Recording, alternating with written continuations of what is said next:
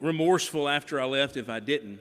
About 2.5 years ago now, when we made the decision to move to Bear Valley, we were sacrificing or giving up a full-time salary from one local congregation who had taken care of us for 15 years and were dependent upon the graciousness of a number of congregations to be able to do that work. And I'll be honest with you, when I looked at what we had to do and what we had to raise, I don't know that I had the faith that it took to raise it. And the Lord strengthened my faith through those 6 months or so of fundraising. You were a part of building that faith for me and your agreement to be a part of our work. So thank you so much for what you have done for us, for the support that you've given us.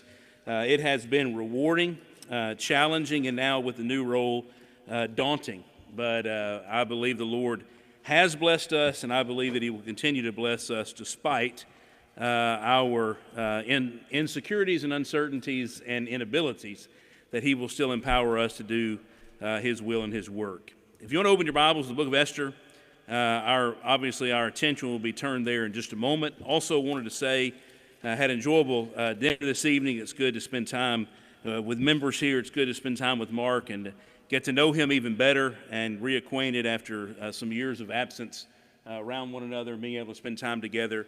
Thankful for David. It was mentioned that one of the elders from the university congregation is with me. When I found out that my wife wasn't going to come, in fact, I encouraged her not to come. We have 4 daughters, and they are now spread out from Colorado to Texas to Tennessee. And they're all in San Marcos tonight, and all of our 3 grandchildren are there. And I said, you need to stay and be with family. I'll be fine. But then I quickly told David, I'm going by myself if you want to ride with me, with my fingers crossed that he would make the journey down, and he did. David's one of my dearest friends on the earth, not just a man who served as one of my elders. We have traveled the world together, actually, and now we've traveled to Corpus. So I'm thankful that he's here, thankful for this opportunity to study this great life. I don't know if there is a story better made for Hollywood than the story of Esther. I don't know if you could write a movie script that played out with more drama and more suspense, with a greater victory over villains than you have when you read the book of Esther. We will not be able tonight to fully investigate the story in its totality because we only have one class period. We have one opportunity to be able to do that. But I'll start by making this observation. I believe it's safe to say that we all like a good rags to riches story, don't we?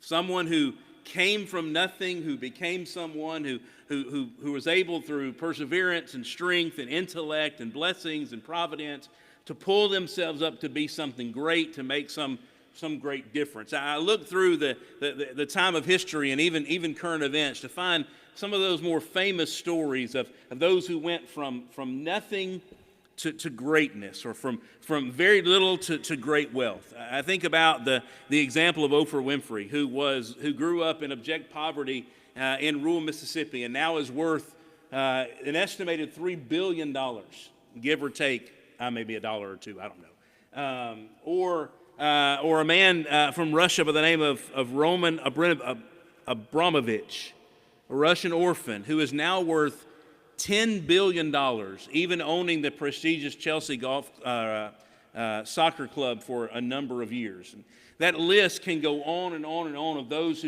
who had nothing, who came from nothing and made something great, at least in the eyes of the world, made something great out of their lives and amassed great wealth and great riches and great prominence because of those things. Did you realize that when you study the story of faith, every time you study it, you're studying a rags to riches story? Every time you study someone who grew in faith, who started out wherever they were in Scripture, where they ended up by faith, is just as comparable to someone who grew up with no money at all and being worth $10 billion. Those who had nothing, who were nothing, who deserved nothing, went from poverty to wealth, from rags to riches, from nobodies to somebodies. Think back over the stories that you have considered thus far in this series of lessons in the summer.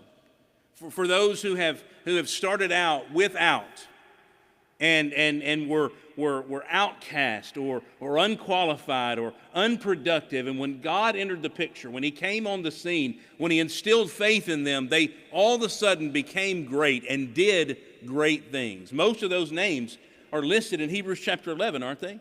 What do we call that? We call it Faith's Hall of Fame. Individuals who were nothing, who had nothing, who had accomplished nothing up to that point, had now become great in the eyes of not only the people around them, but particularly in the eyes of God himself. You see, that's what faith does. And here's the premise of our lesson tonight. Faith makes somebodies out of nobodies. That's the story of Esther. Faith makes somebodies out of nobodies. Now, in order to really consider that, I want to do two primary things tonight. I want us to look at the story of Esther. And that may sound simple, but it's 10 chapters long, and it has a number of twists and turns to it. But I want us to consider the story of Esther. And then once we've concluded that story, I want us to then think about what type of faith it takes to become a somebody when you started out as a nobody. Because the reality is that's where we all started out.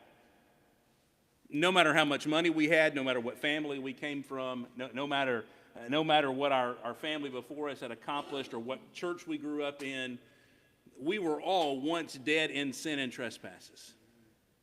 And have now all been made alive. If we've been baptized into Christ, have been made alive through Christ. And all of that, Ephesians 2 will tell us, is by faith. And therefore, faith brought us from being nobody to being somebody. So here's what I want to do. When we think about the story of Esther, I want us to consider 4 scenes in the book. All right, we're gonna move through this almost like a play. I want to look at 4 scenes in Esther's life. Each one of them has has something to do with nobodies and somebodies.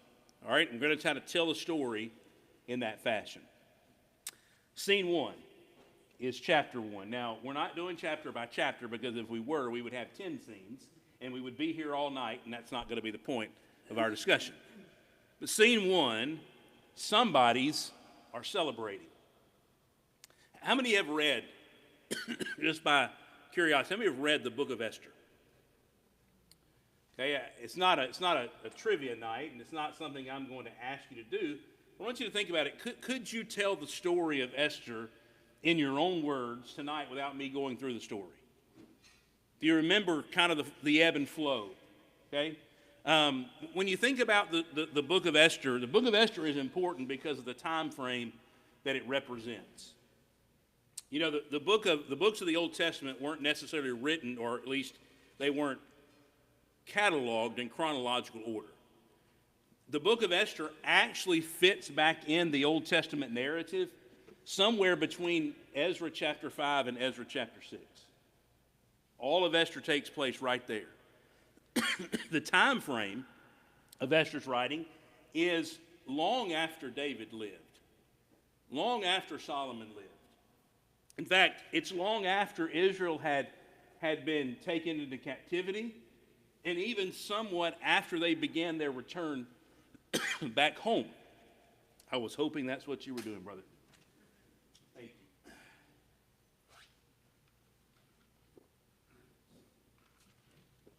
I'm going to hope that's all I need, but maybe we've got back on top of it. So Esther's story takes place back in a time when the Israelites had been scattered all over the world. Some of them had been sent home, per the first part of Ezra.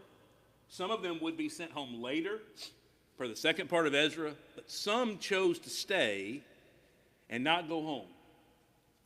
Chose to live in the land of captivity. Those are the people that we're talking about. So you want to talk about a bunch of, for lack of a better term, a bunch of nobodies? By the time Israel was taken into captivity, they were a shell of their former existence. They were not a world power. They were not known for their military might. They were not known for their strength. They had been crippled by Egypt. They had been crippled by Assyria. They had been crippled by Babylon. They had been then handed over in the transition of world power to the Medes and Persians. They were a second-hand slave nation at the time that we read about them in the book of Esther. They were nobodies. It's true, they had been God's chosen people. They had been the faithful. They had been those who were delivered out of Egypt and given the promised land and elevated during the reigns of Saul, David, and Solomon. But at this point in time, they were nobodies. The somebodies of the day were the people that are partying in chapter 1. What you have taking place in chapter 1 is a 180-day celebration of the might and the power and the splendor of the Persian government and army. The king had brought subjects from all over the kingdom and generals from all over the kingdom to show his might and his power and his wealth. And they had spent 180 days celebrating this greatness, their status of being somebody in the world. In fact, the Bible says that he did so in verse 1 in chapter 4 by displaying the riches of his royal glory and the splendor of the great majesty for many days. After that 180-day celebration, they had another week-long party. I mean, why not? Why not follow up an 180-day feast with another party? And that's what they did. For 7 days, the Bible is going to reveal that he had all manner of wine and strong drink and alcohol, and he brought them out and he served that to his generals and to his government officials, again showing his glory and his splendor. It's in the midst of this drunken feast that he calls for his queen, Vashti. And he's already shown them his palace. He's already shown them his treasury. He's already shown them his military might. And now what he wants to do is show them his queen. And he calls for Vashti to come in, and according to chapter 1 and verse 10, to display her beauty. Now, I'll be honest, I don't know exactly what that means. I have heard those who suggest that he wanted her to dance lewdly or dress provocatively or maybe even appear nude before his high-ranking officials. We don't have necessarily a record of that, although considering the debauchery that the Persians would be a part of and that Ahasuerus was known for, it would not have been out of character for him to expect that of her. And for whatever reason, some would say it was modesty, some would say it was ancient feminism, others would say it was just self-respect. She refused to give in, refused to show up, and refused to show off for his friends, which led her to being banished from the kingdom, and the queen's position was empty. That's chapter 1, a celebration of somebodies. They were partying and having fun and drinking it up, and it ended in disappointment. Scene 2 is chapter 2. Again, we're not going chapter by chapter, but scene 2 is chapter 2. And in chapter 2, we would say this: the nobodies are elevated. Okay, the somebodies celebrated in chapter 1, and the nobodies are elevated in chapter 2. If you've read the story, you know what happens. Vashti is disposed. The king decides he's going to pick from a number of women, a number of the virgins from around the kingdom, and he's going to separate them out. He's going to put them into a training situation. And then from those women, he's going to pick his next queen. Guess who he picks? Esther. That's a pretty easy guess, right? That's what the story's all about. He picks Esther. Remember, she is a nobody. She is from this nation that had been defeated, taken to captivity, handed over to another nation, a shell of their former self. And in this society, she is a woman. She has no status, no clout, no power, no significance. And now, through one fateful, providential decision, She is queen of Persia. The nobody was elevated. Now, I think there's a little more to this than just the fact that she was elevated. I believe personally there is a protective implication in this choice.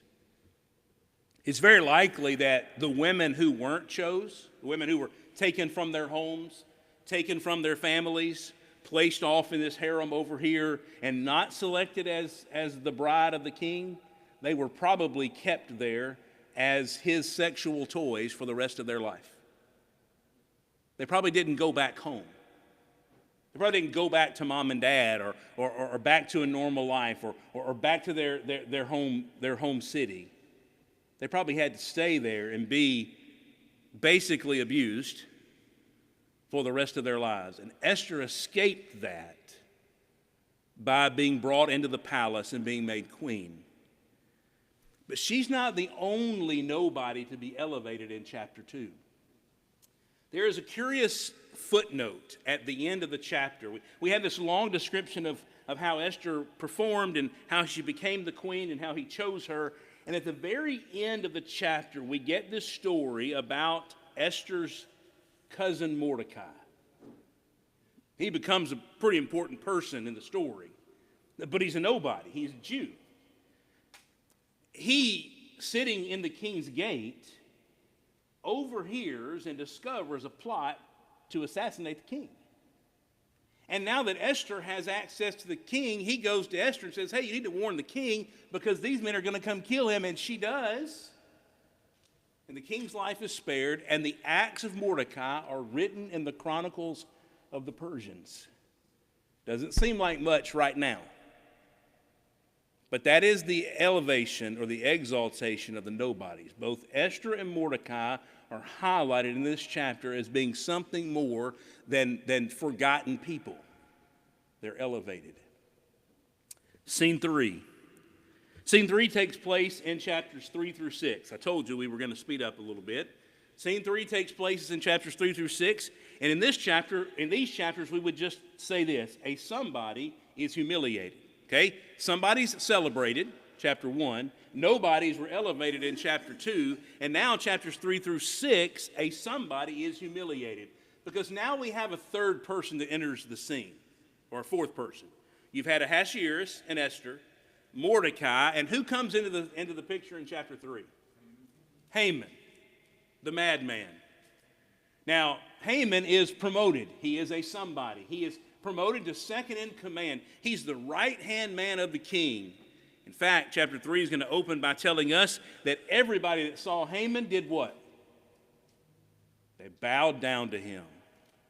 They showed reverence and respect, except for one person. And guess who that one person was? It was Mordecai. It was Mordecai. You know why, right? Why did Mordecai bow to Haman? Because Mordecai didn't worship men. He didn't worship government entities. He worshiped God. And it was not in his making. It wasn't in his faith to bow before some man, particularly a man driven by lust and ego and name like Mordecai was. And so he refused. Now you would think that if every man in the kingdom bowed before you except for one man, you'd probably be okay with that, right? I mean, that's 99.9% of the people. What did Haman want to do? He wanted to kill every Jew because one Jew didn't bow to him. And so this madman concocted a plan. He decided that he would get the king to pass a law that on a certain day, in the not so distant future, that every Jew in the kingdom would be destroyed because they don't live like us, they don't talk like us, they don't look like us. We got to get rid of all the Jews. Guess what the king didn't know when he signed that decree? That Esther was a Jew. This queen that found favor in his sight, the one that he had chosen, she's not only the close kin of Mordecai, she's a Jew, which means she's now under this ban because the king signed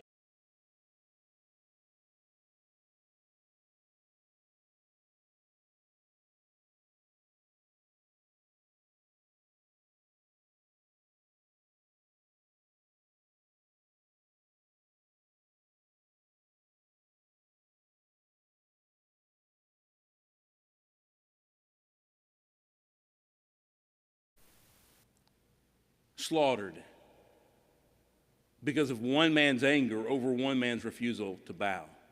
Because a nobody disrespected a somebody in the Persian society.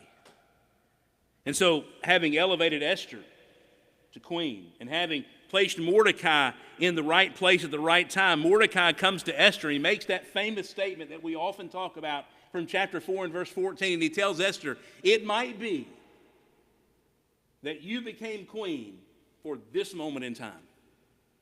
That you had access to the ear of the king for this moment right now so you could go and you could fight for your people. And then he made this statement, and if you don't, God will bring deliverance from somebody. But it won't be from you. So you need to do what needs to be done. So here's what happened. Esther decides that she'll throw a feast and she'll invite two people. Ahasuerus the king and Haman his second in command. When Haman received that personal invitation from the queen to a feast with the king, you know what he thought? I really am somebody, ain't I? Nobody else got this invite. In fact, Mordecai didn't get this invite, but I did because I'm somebody special.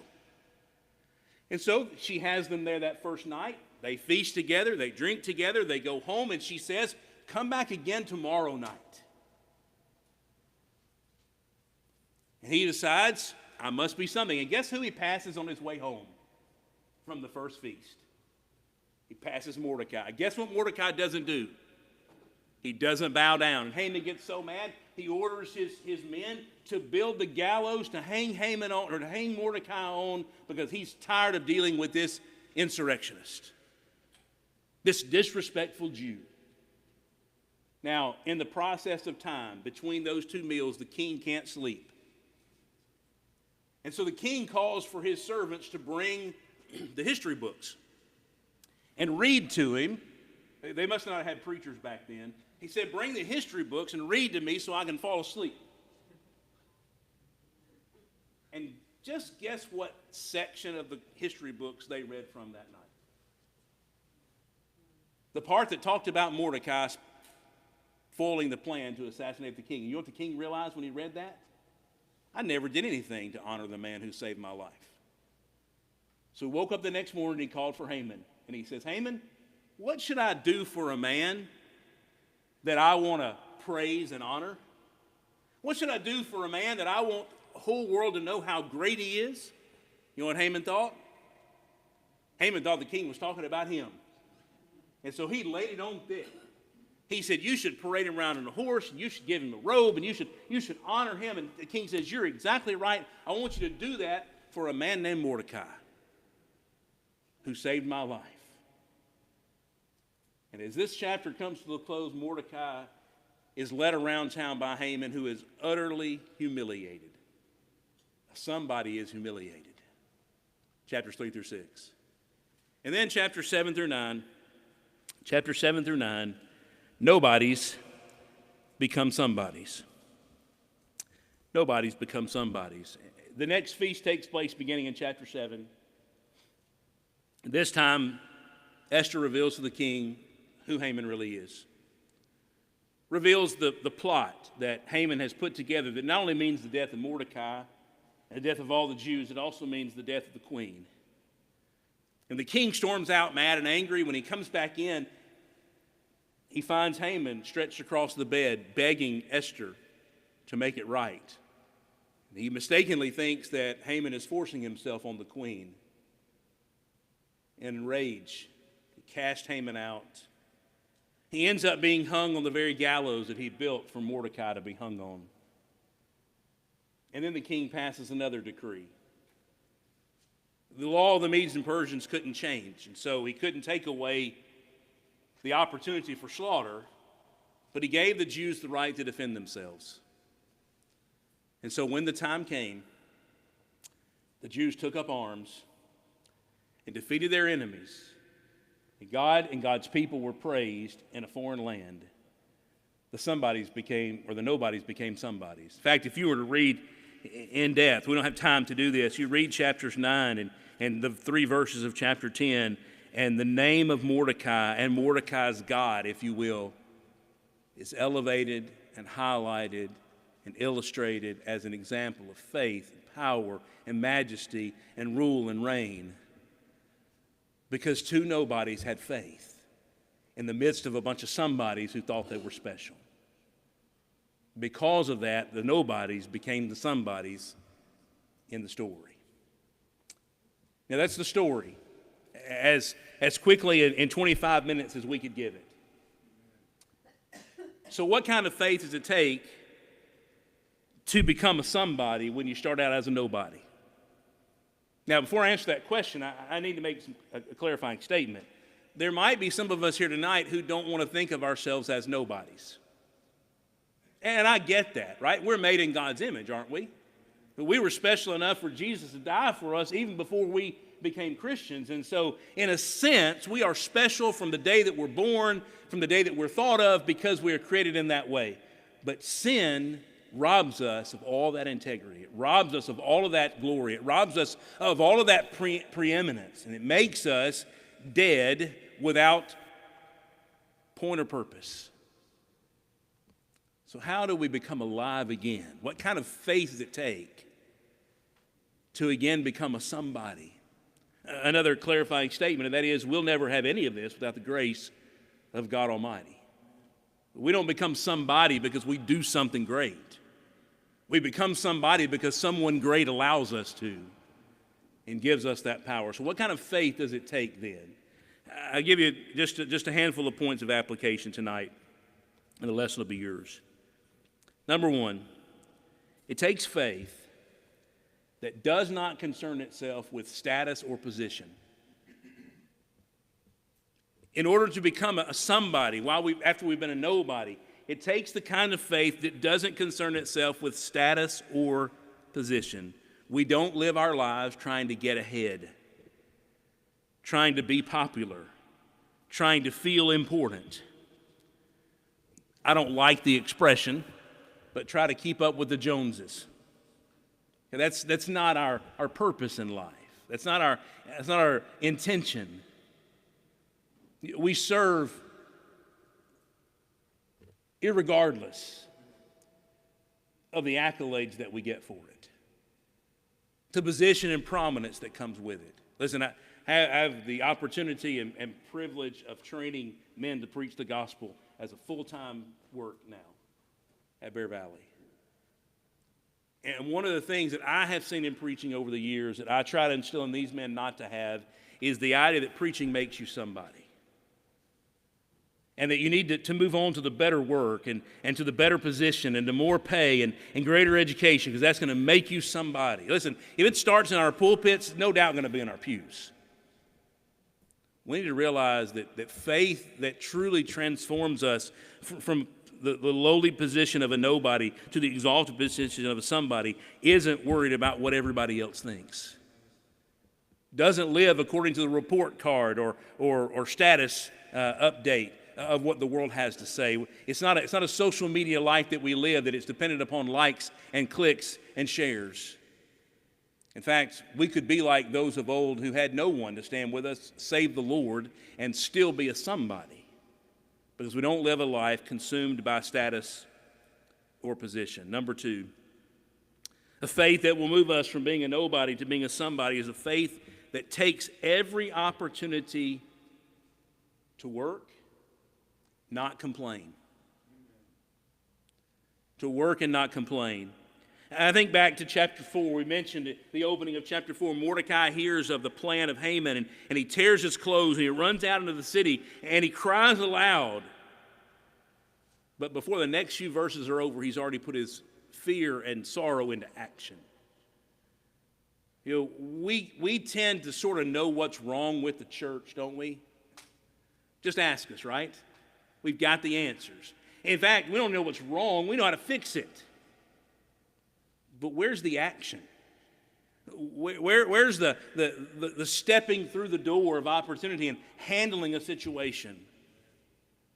You know, it's very easy to be critical and complain from the sideline.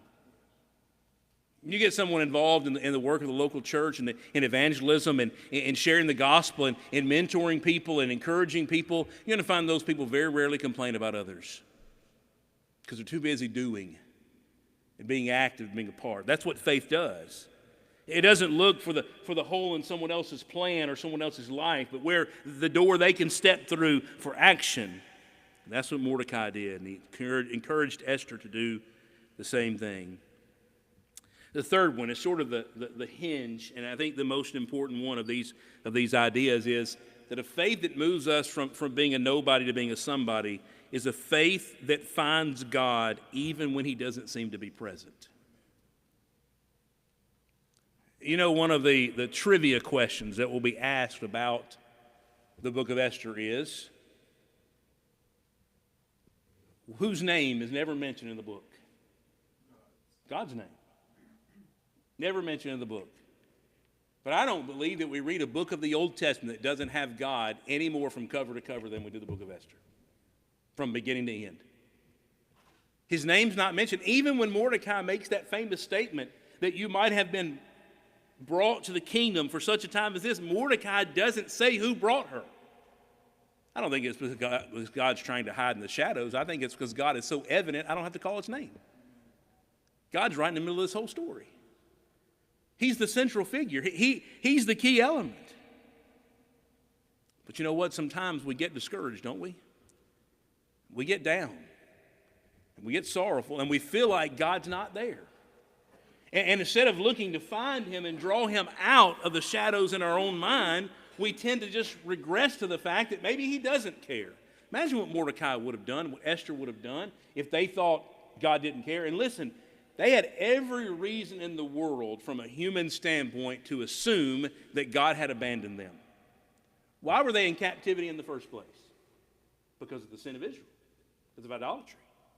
Now they were secondhand slaves handed down to another nation, and they didn't even go home when the first return went home. They stayed in Persia. You think maybe when Haman put this plan into motion that Mordecai could have said, this is what we get, it's what we deserve. God's killing us off. We should have gone home. I told you we should have gone home, Esther. God doesn't care anymore, and we deserve it anyway, and so why does it matter? No, he looked for God even when God didn't seem to be present. And there God was the whole time. I would encourage you in your own life, when the valley gets so dim and dark that it looks like God's not there, just peel back the shadows. I can promise you he's right there where he's always been. That's what faith does. It seeks for God even when he doesn't seem to be present. Number 4, faith trusts in past deliverance while in the midst of present challenges. I really struggled with this. Why did Mordecai have such faith in Esther being queen as it pertained to deliverance? And I'm going to suggest it's because he knew the Old Testament story. When God needed a man to build an ark, guess what? God found him. And he empowered Noah to build the ark. When God needed someone to deliver his people from Egypt, guess what? God found him. God went to the backside of the mountain and found the runaway fugitive named Moses. And he brought him back before Pharaoh and said, lead my people out. When God needed a man in the vacuum that Moses left to lead the nation through the conquest, God found him. And he pulled Joshua into command and gave him charge to be courageous and not afraid. When God needed a judge, he went to the threshing floor and got Gideon. He went under the judgment tree and got Deborah. When he needed somebody, he always found them. When he needed somebody to fight a giant, he found a young man to go fight him. Mordecai knew God needed somebody, and Mordecai put 2 and 2 and 2 and 2 and 2 and 2 together and said, you're it, Esther. This is Moses' story all over again. This is Abraham's story all over again. This is Noah's story all over again. God delivered in the past, and he will deliver now. Guess what? When we find ourselves against a wall, and it looks like there's no way out, guess what I know? God's made one. God's made one. I know that not because of what I'm going through now, but because of everything God's done in the past. He's always found the one he needs. And he will now. Number 5. A faith that will move us from being nobodies to being somebodies is a faith that seeks to protect every child of God. This is a bigger picture concept, and I wanted to conclude with this one. It's a bigger picture concept, but Esther's not just worried about her own life. Mordecai's not just worried about his own life. You see, Israel was God's chosen people.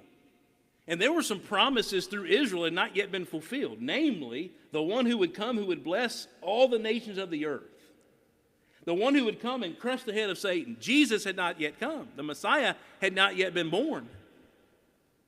And this whole community of believers is necessary to be carried not only into captivity, but out of captivity and into the New Testament. I don't know what all Esther and Mordecai knew about that, but they knew they didn't want their seed lines to die. And so what she did was for the good of all fellow Jews. Even if going to the king meant her life, if giving her life saved the lives of her brethren, she was okay with it. Do you know that's the spirit of Jesus? That's the example of Christ in the Old Testament. If it takes my death to let my brethren live, that's what I'll do, because that's what true faith is about. You know, I've asked myself before, would I give my life for a world of people who hated me? Isn't that the question we ask ourselves when you think about what Jesus did? But I think the more important question is, would I give my life for everyone else who shares the name that I wear in the name Christian? Does the community of believers mean enough to me in my faith to live for them and to die for them and to risk my life for them, or at least show my grace and mercy to them? I've got to answer that question, because that's the type of faith that will move me from being a nobody to being a somebody. I feel like I need to say this because we're supposed to be having Bible class, but sometimes I just preach. If there are questions, I will certainly take them at all. But I want to end with this thought and concept. Jesus said that the faith of a mustard seed can move a mountain. You want to put that in our terms tonight? Faith can take you from being a nobody to being a somebody. And when the world tells you you're not good enough, when they tell you you're not strong enough, when they tell you that you're not rich enough, when Satan tells you that you're not spiritual enough, I want you to remember what God has done with people like Esther. What he made them, what he provided for them, what he shared with them, and who they became. The nobodies became somebodies, and they are victorious in the end. That's the story of Christianity. That's the story of faith. It is my prayer that we will mimic that in our lives and realize how much God truly has blessed us through the story of people like Esther, that we might become somebody, even though in sin we start out as nobody.